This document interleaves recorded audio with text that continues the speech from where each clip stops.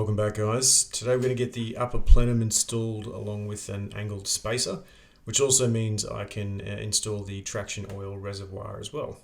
Which means we're actually very close to the end of the install. The only thing that's really sort of left now is a few bolt-ons, get the piping and whatnot all installed as well. But it's really going to be the oil coolers, so the power steering and the engine oil coolers, because I have to make custom sort of mounting and hoses for them. That's the thing that's going to slow me down the most. Just taking care of a little side job here that I've been putting off for a while. Basically this little section is where it either gets cut out or bent out of the way to make way for the intake pipe. It's just cracked the paint a little bit, so I'm just giving it some primer and some matte black paint just to clean it up, make it look pretty.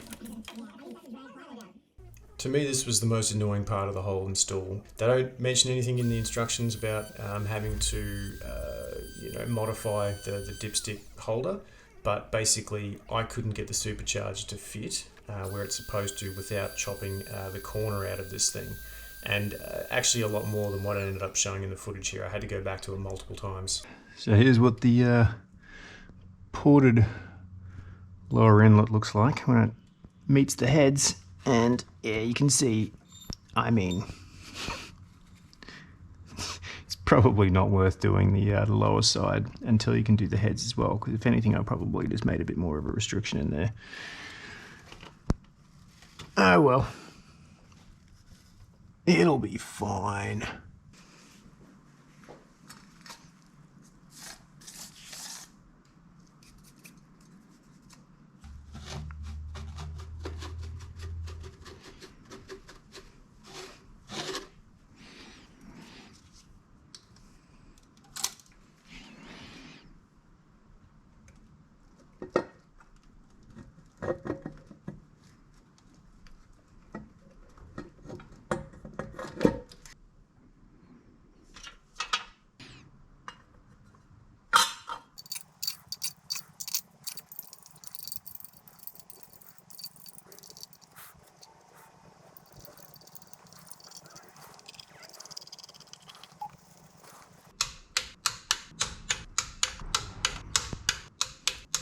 So because I've deleted these 4 stalks, wasn't quite ballsy enough to do all of them. I reckon it would be fine to get rid of all of them. Other people have done it. Maybe next time. Yeah, but because of course I don't have these stalks, it means you don't have the bolts coming through here now. So these 2 will still stay just to give it some additional clamp.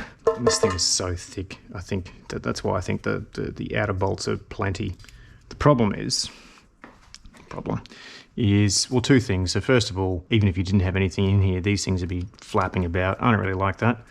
But also, these bolt holes here, where the stalks would go through, are actually all the way through the bottom of the plenum. So they would be exposed holes, which of course means it would be drawing air from, well, no, because it's under boost, it's just going to be pushing air straight out. But anyway, it's not going to be able to hold boost. So I'm just going to get a bunch of these bolts, which should be fine. Because these are a bit shorter, I'm just going to put a bit of blue thread locker on them and hope for the best. My thread locker is getting a little bit old.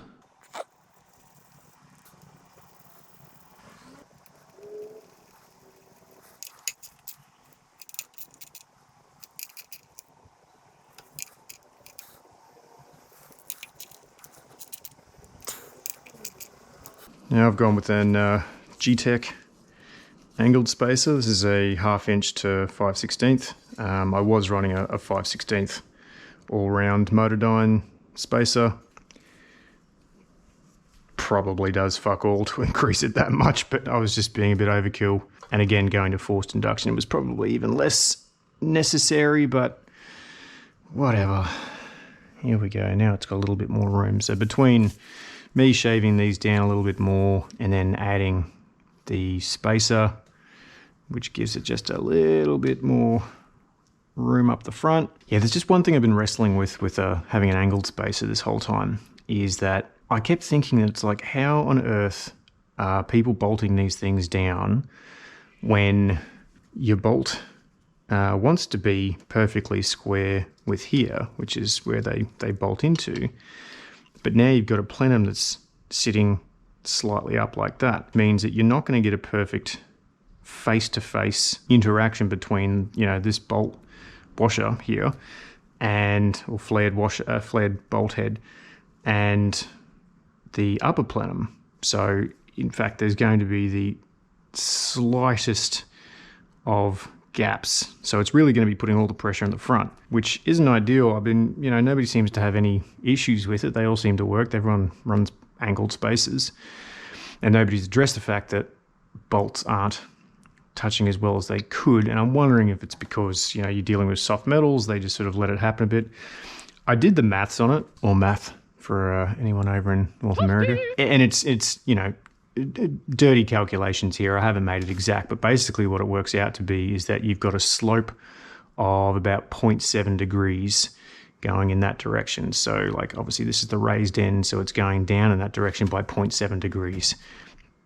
Obviously it's not much, and I guess that's why people don't seem to worry about it so much, but it's a thing. It's not perfectly flat. It can't be because it's angled. So anyway, deal with it. The G-Tech kit is actually pretty great. I mean, comes with this lower gasket, which most kits don't do. Like if you're lucky, you might get a gasket, like the upper gasket. I think Z1 only does the upper gasket.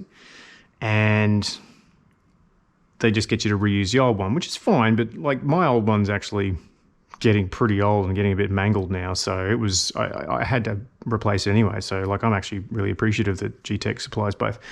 And it's like, it seems like a really good quality gasket. You've got this like soft material on the outside, but it is actually metal. There's a metal layer on the inside. So I think it's at least a triple layer gasket. So it should seal really well. Actually, like I should be able to show you here.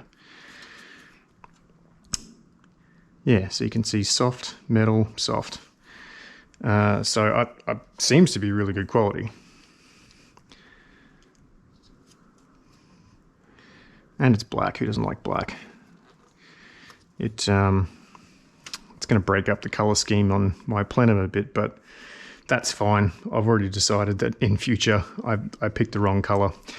I picked a practical color because I figured if they're ever going to get any oil leaks, it's going to show up like it's a decent color, but also you can see any kind of oil leaks or something like that.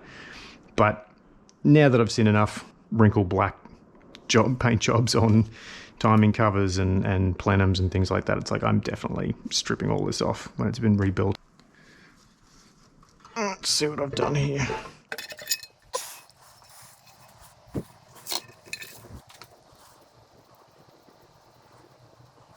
That's what happens when you're stupid and you don't pay attention.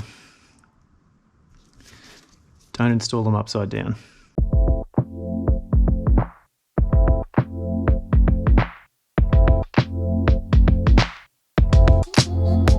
Okay, hope this is all visible enough here. I know the light doesn't shine very well. So what we've got is the traction oil bottle installed, although there's a couple of things to point out here that make it a bit different from just what HKS have provided. So that's the bolt hole that you would normally use for the HKS bracket, but I've had to rotate my bottle, you know, a couple of degrees this way so that it's not touching my fuel pressure regulator sensor, or fuel pressure sensor that's in there, which I need to plug back in again. So thankfully there was enough play here, even with the casting, that I can rotate it, and basically I've just drilled another hole there. But the other thing to point out, well, a couple of things to point out now, they're expecting you to still have the stock fuel rail bracketry that's on here, which means that there would actually be a thread that, like a threaded hole, sits underneath this. So you would use a factory bolt, or their instructions use a factory bolt that goes through that and into the threaded hole. So this is now just a straight through hole, which means I need to put a nut on the other side of it to get a bolt that's long enough and get a nut on the other side.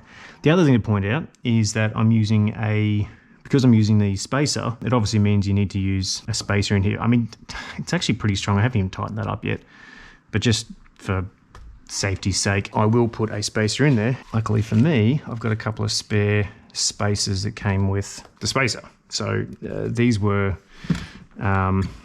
spacers or risers, whatever you want to call them, for underneath the stems that are inside the plenum. But because I've removed those 4 stems, I had a couple of left over of these. And this one is actually, not surprisingly, kind of the perfect height to get in there. Oh, once I loosen it up, I can put that back in, and yeah, then it sits in there really nicely. So I've got a spacer. I just need a long enough bolt and a nut to hold that in place. Then the other part was the traction oil filter down there as well. So that's connected to the bottom of this.